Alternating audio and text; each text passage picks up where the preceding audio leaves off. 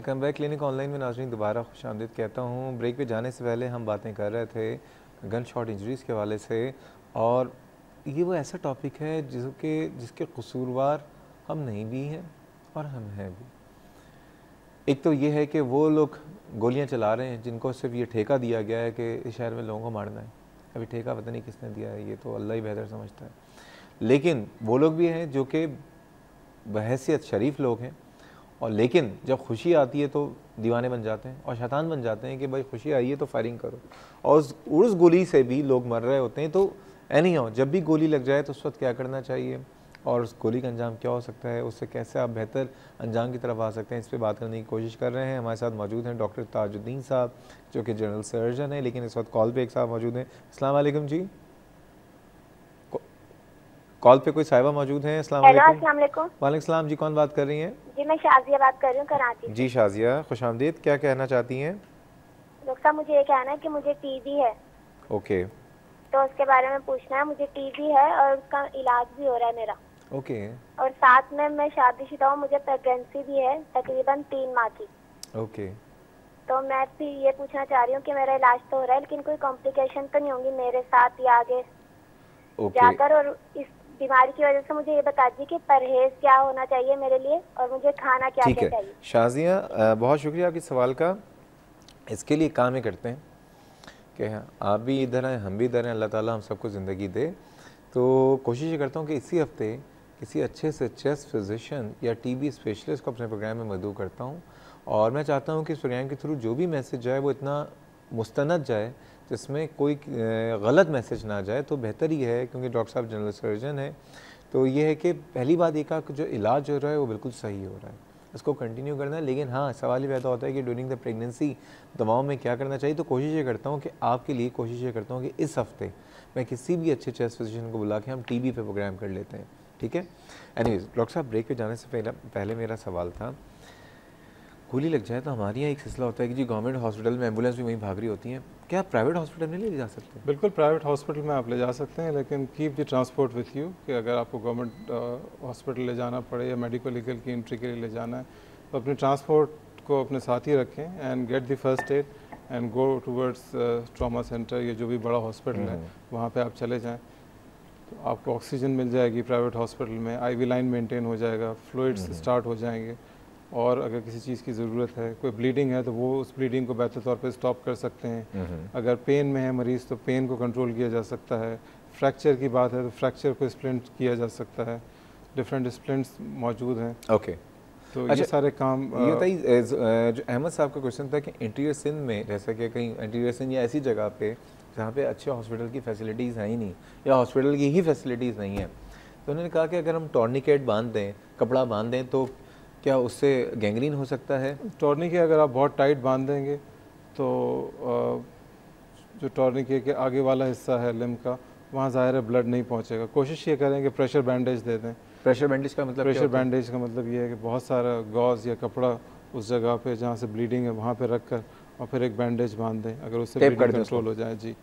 और अगर उससे कंट्रोल नहीं हो सकता तो लिम्ब को आप एलिवेट कर दें, 2 तकिए रख दें या 3 तकिए रख दें, उससे भी थोड़ी सी ब्लीडिंग कम हो जाएगी। लेकिन फ़ौरन किसी तरह से करीबी हॉस्पिटल ज़रूर पहुँच जाएं। ज़रूर पहुँच जाएं, वेट नहीं करें। 15-20 मिनट्स तक अगर आप टॉर्निके बांध देते हैं या एक टाइट कपड़ा बांधते हैं तो इतना फ़र्क नहीं पड़ेगा। उसको फिर आप खोल दें ताकि थोड़ा सा ब्लड आगे पहुँचे और दोबारा अप्लाई करें। एक डॉक्टर साहिबा हैं, डॉक्टर एरम लाहौर से। अस्सलाम वालेकुम डॉक्टर एरम। वालेकुम अस्सलाम, कैसी हैं आप? ठीक हैं? Fine, how are you ji? I am very good. Doctor साहब, आई एम रिक्वेस्ट करनी थी कि why don't you do a programme on dengue which is spreading rapidly in Lahore. अच्छा, आपने अभी प्रोग्राम को अभी ज्वाइन किया ना शायद? हाँ जी, आई हैव जस्ट जॉइन्ड। मैं शुरू के आधा घंटा सिर्फ डेंगू पे ही बोल रहा हूँ। अच्छा, आई एम सॉरी, इसका रिपीट कब होगा? इसका रिपीट सुबह 8 बजे और दोपहर 1 बजे होगा। ओह फाइन, थैंक यू डॉक्टर। लेकिन मैं कल क्योंकि ये पूरा हफ्ता में टॉपिक्स तो डिफरेंट होंगे, डेंगू पे रोज आप बात करेंगे हम। क्योंकि आप खुद मेडिकल डॉक्टर हैं। I am a dentist. अच्छा, you are a dentist, but you better know कि dengue is a viral fever, और ये इतना खतरनाक, जितना खतरनाक हम लोगों ने और इसको बना दिया है। हाँ, that is true doctor, but ये है कि हम दिस टाइम गोइंग फॉर हज इंशाल्लाह, तो उसके मतलब प्रिकॉशंस वगैरह सारे यू शुड टेल। ठीक है जी, कम से कम काफी प्रोग्राम्स करने चाहिए। बिल्कुल, ये पूरा हफ्ता मेरा डेंगू के ऊपर ही रहेगा, आप डोंट वरी। हर प्रोग्राम में आप डेंगू मुतालिक जो जितने सवाल पूछना चाहे वो पूछे, और एंट्रो मेरा सिर्फ डेंगू पे ही रहेगा। ठीक है जी, बहुत शुक्रिया डॉक्टर साहबा। डॉक्टर साहब ये बताइए कि अमूमन जैसे कि अभी रिजवाना साहिबा की जो कॉल आई और वो ये था कि उनकी कज़न को जो गोली लगी है दिमाग में है और वो निकाल भी नहीं सकते। अमूमन ये भी होता है कि बहुत सी जगह पे जिसमें गोलियां लगी हुई होती हैं और डॉक्टर कहते हैं इसको नहीं निकाल सकते। हमारे पास सिर्फ 1 मिनट रह गया, बदकिस्मती है, तो वो गोली क्या वजह है कि क्यों नहीं निकाल पाते? अगर गोली कोई प्रॉब्लम नहीं कर रही है तो आप उसको सेफली वहाँ छोड़ सकते हैं। बहुत सारे मिलिट्री पर्सनल्स हैं जिन्हें गोली लगी हुई होती है और लाइफ लॉन्ग वो कोई प्रॉब्लम नहीं कर रही होती, तो आप उसको छोड़ सकते हैं। अगर वो बिल्कुल खाल के नीचे, स्किन के नीचे है, तो आप उसको बेशक निकलवा लें, लेकिन अगर डीप है तो प्रॉब्लम नहीं कर रही, कोई प्रॉब्लम नहीं कर रही है तो यू कैन लीव दैट। अच्छा, उसमें आप इंसिस्ट ना करें डॉक्टर को, गोली तो रह गई, गोली तो निकालें। एग्जैक्टली, ठीक है ना, वो निकालना भी उसके लिए आप जितने स्ट्रक्चर्स से गुजरेंगे, नर्व्स, वेन्स, आर्टरीज, उसको डैमेज करने से ज़्यादा नुकसान हो जाएगा। क्या ख्याल है डॉक्टर? नेवर नो कि उसके रास्ते में कौन सी चीज़ है। डॉक्टर साहब, टॉपिक बड़ा तकलीफदेह भी है और टॉपिक बड़ा गंभीर भी है, लेकिन प्रोग्राम का वक्त भी जो है ना, ये भी हमेशा वक्त की कमी आ जाती है। तो बहुत शुक्रिया, प्रोग्राम का वक्त ख़त्म हो गया, लेकिन आप आए, आपका बहुत शुक्रिया। और जिस तरह से आप लोगों की खिदमत कर रहे हैं, आप तो वैसे अंग्रेज़ों की खिदमत कर रहे हैं। अब मैं कहूँगा कि आप दोबारा इस मुल्क में आएँ और अपने लोगों की भी आप ज़रूर सोचें, लेकिन यहाँ पे उन्होंने बहुत काम किया हुआ है। एनीवेज नाजरीन, ये था हमारा आज का प्रोग्राम। डेंगू के हवाले से मैं एक बात कहना चाहूँगा दोबारा, क्योंकि डॉक्टर एरम साहिबा ने जो भी कहा है कि देखें, डेंगू एक मच्छर से हो रहा है और मच्छर हमारे घरों के अंदर ज़्यादा मौजूद होता है क्योंकि साफ़ पानी का मच्छर है। तो घरों के अंदर खुसूसन आप नेट वगैरह प्रॉपर रखें अपनी खिड़कियों में और दरवाज़ों में। घरों के अंदर जो हम पानी में जो बाल्टियों में पानी होता है, भगोनों में पानी जमा होता है, कि ये पौधों के लिए पानी हम कहीं दे रहे होते हैं, तो वहाँ पे भी आप फ्यूमिगेशन वगैरह करें और पानी को खुला ना छोड़ें, उसको ढक के रखें। और तीसरी चीज़ ये कि रात को सोते हुए मॉस्किटो रेपेलेंट ज़रूर अप्लाई करें, खुसूसन बच्चों के भी। और मच्छरदानी का इस्तेमाल एक ज़माने में था, दोबारा शुरू कर दीजिए। और हुकूमत के वक्त से एक बात ये कहूँगा कि येस, डेंगू के अलावा मलेरिया भी मौजूद है, मच्छर तो बहुत सारी बीमारियाँ कर सकते हैं। तो स्प्रेस का बाकायदा फ्यूमिगेशन स्प्रे का एहतमाम होना चाहिए, लेकिन जहाँ फ्यूमिगेशन हो वहाँ बच्चों को और घर वाले जो हैं वहाँ से दूर रहें, क्योंकि वो स्प्रे से भी बहुत सारे नुकसान हो जाते हैं।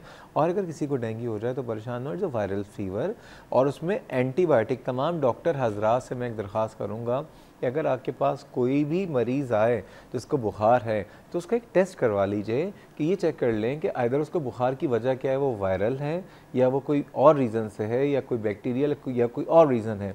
वायरल फीवर अगर आप सस्पेक्ट कर रहे हैं, क्योंकि डेंगू का टेस्ट हर आदमी के ऊपर नहीं करवाया जाता, तो आप एंटीबायोटिक ना दें। और लोग खुद भी एंटीबायोटिक जो ओवर द काउंटर मेडिसिन के तौर पे ले लेते हैं, ना लें। इस प्रोग्राम से ताल्लुक़ कोई फीडबैक या सजेशन हो तो मुझे ईमेल कर सकते हैं cliniconline@health-tv या फेसबुक पे क्लिनिक ऑनलाइन का पेज पे आप जाइए और वहाँ पे आपके पास ऑप्शन होगा लाइक का या डिसलाइक का, वॉटेवर जो भी आप करें, और उसके बाद आप अपने सवालात भी वहाँ पे लिख सकते हैं। एनीवेज, कल इंशाल्लाह ताला फिर मुलाकात होगी। कल तक के लिए अल्लाह हाफ़िज़।